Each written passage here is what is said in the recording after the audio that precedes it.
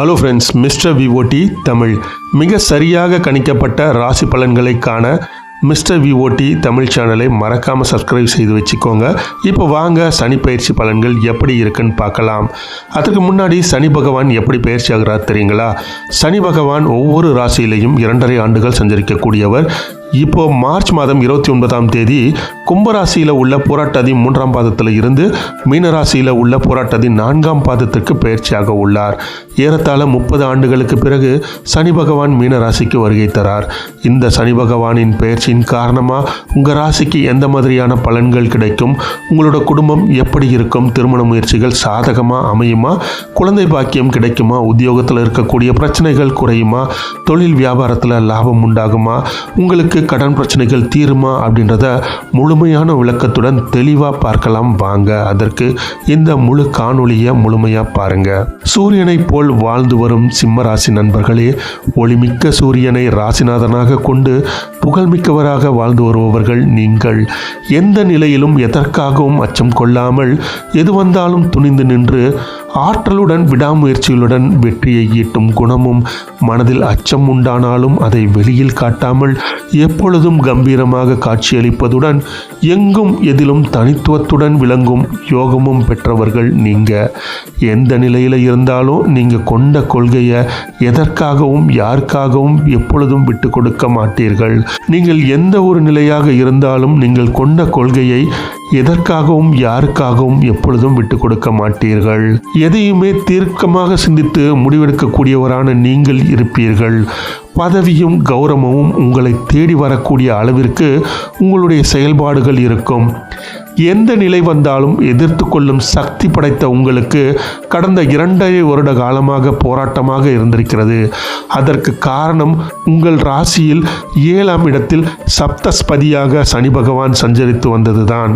சனி பகவான் உங்கள் ராசிநாதனுக்கு பகையானவர் என்பதுடன் உங்கள் ராசிக்கும் சப்தபதியும் அவர்தான். காலாந்திர ஸ்தானத்திலும் அவர்தான் இருக்கின்றார். அதன் காரணமாக நீங்கள் என்னதான் செல்வாக்கூட வாழ்ந்து வந்தாலும் எப்பொழுதுமே உங்களுக்கு ஒரு பக்கம் எதிர்ப்புகள் இருந்து கொண்டே இருக்கும்.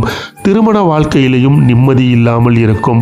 இந்த நிலையில் காலாஸ்தர ஸ்தானத்தில் 7ஆம் வீட்டில் இருந்து வந்த சனி பகவான் குடும்பத்தின் நிம்மதியற்ற நிலையையும் பல்வேறு பிரச்சனைகளையும் உண்டாக்கி இருப்பார். அந்நிய பெண்களால் அலைச்சல்களும் அவப்பெயருக்கும் ஆளாகி இருப்பீர்கள்.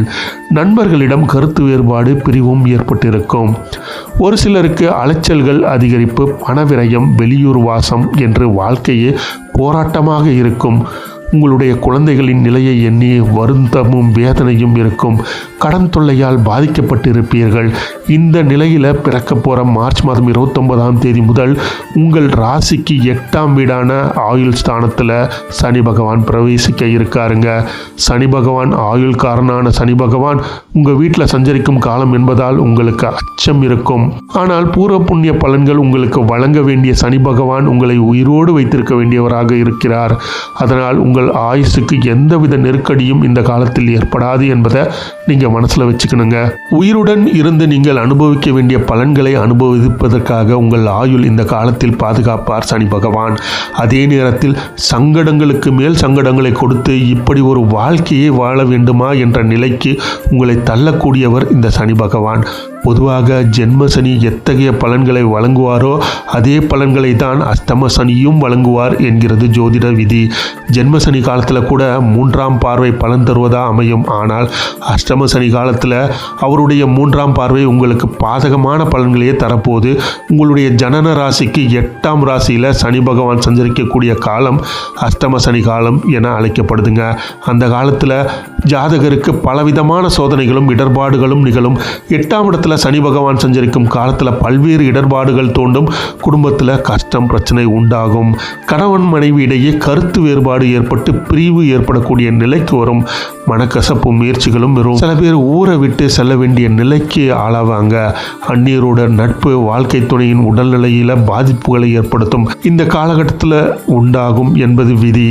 பெண்களுக்கு 8ஆம் இடம் மாங்கல்ய ஸ்தானம் என்பதால் கணவரின் உடல்நிலையில் இந்த காலத்தில் பாதிப்புகள் ஏற்படும். அதே நேரத்தில் உங்கள் திறமைக்கு ஏற்ற வாய்ப்புகள் வரும். உங்களை நம்பி ஒரு சில பொறுப்புகளை சிலர் ஒப்படைப்பார்கள். மந்திரம், மாந்திரீகம், ஜோதிடம், இறை வழிபாடு என்று உங்கள் பயணம் தொடரும் என்றாலும் ஏதாவது ஒரு குழப்பம் உங்கள் மனதில் இருந்து கொண்டே இருக்கும். அதற்கு என்ன தீர்வு கிடைக்கும் என்ற சிந்தனை உங்களுக்கு இருக்கும். உங்கள் ராசிக்கு அஸ்தமன ஸ்தானத்தில் சஞ்சரிக்கும் சனி பகவான் அங்கிருந்து உங்கள் தனவாக்கு குடும்பஸ்தானத்தின் பூர்வாங்க புண்ணியஸ்தானத்தையும் தொழில்ஸ்தானத்தையும் பார்வையிடுகிறார். பொதுவாக சனி பகவான் அவர் பார்க்கும் இடங்களில் எல்லாம் பால்படுத்துபவர் என்கின்ற ஜோதிட சாஸ்திரம். அதன் காரணமாகத்தான் சனி பகவானை தரிசிக்கும் பொழுது அவரை நேராக நின்று தரிசிக்கக்கூடாது என்பார்கள். சனி பகவானின் 3ஆம் பார்வை உங்கள் தொழில் ஸ்தானத்தில் பதிவு செய்வதன் மூலமாக தொழில் மந்தமாக இருக்கும். தொழிலில் முட்டுக்கட்டை விழுந்தது போல் இருக்கும். உடலில் உபாதைகள் உண்டாகும். பணிபுரியும் இடங்களில் நெருக்கடிகள் அதிகரிக்கும். வேலையில் பிரச்சனைகள் உருவாகும். உங்களுடைய செல்வாக்கு, கௌரவம் போன்றவற்றுக்கு பங்கம் உண்டாகும். ஜீவன வகையில் கஷ்டம் வரும். அரசியலில் சரிவு உண்டாகும். அரசாங்கத்தில் கிடைத்து வந்த நன்மைகளும் பாதிப்பு ஏற்படும். சனி பகவானின் 7ஆம் பார்வை தனவாக்கு குடும்பஸ்தானத்தில் பதிவதால் வருமானத்தில் தடை ஏற்பட்டு குடும்பத்தில் நிம்மதியற்ற நிலை உண்டாகும். வார்த்தைகளால் சங்கடத்திற்கு ஆளாக வேண்டிய நிலை உண்டாகும். துன்பத்திற்கு மேல் துன்பம் தோன்றும். தொட்டதெல்லாம் தோல்வியில் முடியும். ஒரு சிலர் குடும்பத்தை விட்டு பிரிந்து செல்லவும் நேரும். பொருள்கள் களவு போகும் வாய்ப்பு இருப்பதால் கவனமுடன் இருப்பது நல்லது. பொருளாதார இழப்பு உண்டாகும். சந்தோஷம், நிம்மதி காணாமல் போகும். மனம் ஒரு நிலையில் இல்லாமல் தத்தளிக்கும். வரவை விட இந்த காலகட்டத்தில் செலவு அதிகரிக்கும். எதிர்பாராத விடத்தில் ஏமாற்றம் உண்டாகும். வலதுகண் பார்வையில் குறைபாடுகள் உண்டாவதற்கான வாய்ப்புகள் உண்டு. சனி பகவான் 10ஆம் பார்வை ஸ்தானத்தில் பூர்வ புண்ணிய ஸ்தானத்தில் பதிவதால் குழந்தைகளின் மனம் பாதிக்கும். வேதனை உண்டாகும். மனதில் ஒரு நிலை இல்லாமல் தீய எண்ணங்கள் அலைமோதும். பூர்வ சொத்துக்களில் பிரச்சனைகள் தோன்றும். காதலால் வம்பு வழக்குகள் ஏற்பட்டு குடும்பத்தில் கலகமும் சண்டை சச்சரவுகளும் நிறைந்திருக்கும். உங்களுக்கு வேதனை தரும் நிகழ்ச்சிகள் நடக்கும். இதனால் அதிர்ச்சி அடைவீர்கள்.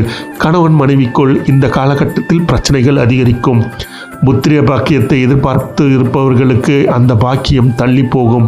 இவற்றையெல்லாம் 8ஆம் வீட்டில் சஞ்சரிக்கும் சனி பகவான் நிகழ்த்தக்கூடிய பொது பலன்கள். இதுவே சனி பகவான் ஒரு வீட்டில் 2.5 ஆண்டுகள் சஞ்சரிப்பார் என்றாலும் அவர் தொடர்ந்து 2.5 ஆண்டுகள் ஒரே நிலையில் இருப்பதில்லை. அவர் இருக்கும் இடத்தில் இருந்து கொண்டு ஆண்டிற்கு 4 மாதங்கள் வக்கர கதையை அடைவார். அந்த காலகட்டத்தில் மேலே சொன்ன பலன்கள் சில மாற்றங்கள் ஏற்படும். பிரச்சனைகள் அனைத்தும் தள்ளி போகும். சங்கடங்கள் குறையும். மனதில் இருந்த பதட்டம், பயம் நீங்கும். உடல்நிலையில் உண்டான பாதிப்புகள் குறையும். தந்தை வழியில் ஆதாயம் அதிகரிக்கும். கேட்ட இடத்தில் உதவிகளும் வந்து சேரும். தொழிலில் இருந்து வந்த பாதிப்புகள் விடுங்கும். குடும்பத்தில் நிம்மதியான ஒரு சூழல் ஏற்படும். அலைச்சல் குறைந்து நல்லபடியான முடிவுகளை நீங்கள் எடுப்பீர்கள். உங்கள் மனதில் இனிய சம்பவங்கள் நடைபெற்று எதிர்காலம் பற்றிய திட்டமிடுவீர்கள். குழந்தைகளுக்கு நன்மை அதிகரிக்கும். பூர்வசத்தில் பங்குகள் கிடைக்கும். இந்த பிரச்சனைகள் விலகி பல மடங்கு நன்மைகளும் உங்களுக்கு கிடைக்கக்கூடிய காலமாக அந்த வக்கர நிலையில் சனி பகவான் இருக்கும் பொழுது உங்களுக்கு நிறைய நன்மையான விஷயங்கள் நடக்கும் அப்படின்ட்டு கணிக்கப்பட்டிருக்குங்க.